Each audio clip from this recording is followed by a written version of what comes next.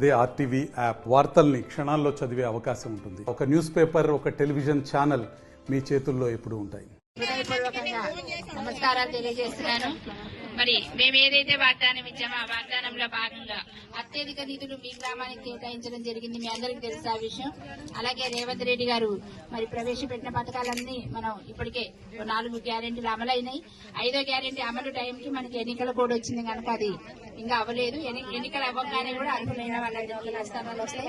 మీ అందరికీ తెలుసు కదా, గ్యాస్ సిలిండర్ 500 తెలుసా లేదా? మళ్ళీ చెప్పండి, మీరే చెప్పండి. ఎన్నికల కోడ్ వచ్చింది, మరి ఏదైనా ఒకటి కొంచెం ఒక వారం 10 రోజులు లేట్ అయినా కొంచెం సహనం వహిస్తే అందరికి అన్ని అందుతాయమ్మా. ఇచ్చిన మాట ఇచ్చినట్టు జరుగుతుంది. వెనకాల వాళ్ళు మాట్లాడడం ఆపుతాయి, వినపడతాయి.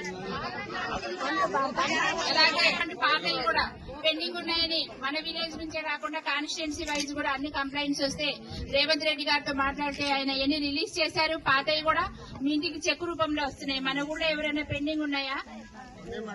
వచ్చినాయి ఎవరికన్నా చెక్కులు? ఎవరికి లేవు. పోస్ట్ లో అందరికీ చెక్కులు వస్తున్నాయి అన్నమాట. అలా ఇచ్చినవన్నీ కూడా హామీలు ఇచ్చినవన్నీ అమలు చేస్తూ వస్తున్నారు.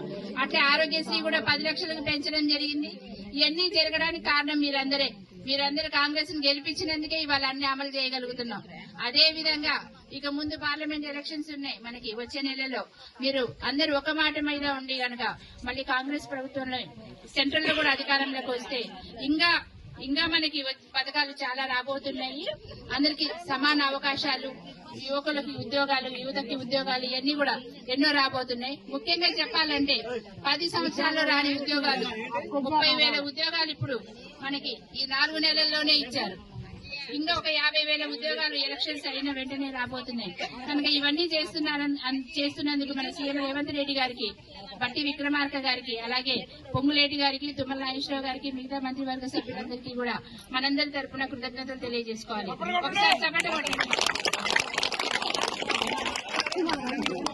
ఎలక్షన్ కోడ్ వచ్చినందువల్ల మేము ఇప్పుడు ఏమి సప్లై చేయలేకపోతున్నాం.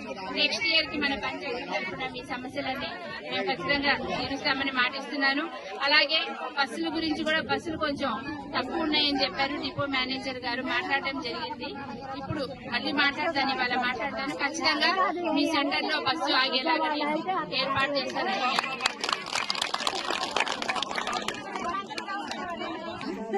బాధ్యతలు అంటే అవి కనుక ఇంకా ఫ్యూచర్ లో ఏదైనా ప్రాబ్లం ఎదురైతే కూడా మీరందరూ కూడా సమస్యలు పరిష్కరించుకోవడానికి మన దగ్గరకు రావచ్చు. ఏదైనా సరే మీ అండదండగా మేము ఉంటాం. మాకు మీరు కూడా మొట్టమొదటిసారి మీ ఊరే వచ్చాము. ఈ సంవత్సరం ఎలక్షన్ మీ ఊరు నుంచే మొదలు పెట్టాం కనుక మీరందరూ మంచిగా ఆశీర్వదించాలి. రాబోయే పంచాయతీ ఎన్నికల్లో కూడా దయానంద్ గారు చెప్పినట్టు యునానిమస్ చేయాలని మీ అందరినీ కోరుకుంటున్నాను. అందరికీ thank you.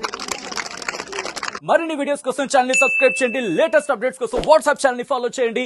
And link description లో ఉంది.